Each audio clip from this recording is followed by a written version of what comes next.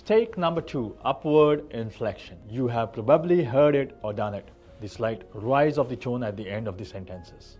It sounds like a question, even if you are making a statement. Let me give you an example. I believe we should go ahead with the launch. That is upward inflection, and it is one of the biggest credibility killers in high-stakes environment. A study from MIT found that the decision makers are 35% more likely to trust recommendations stated from the falling tone than the rising one. Tone influences trust perception more than words.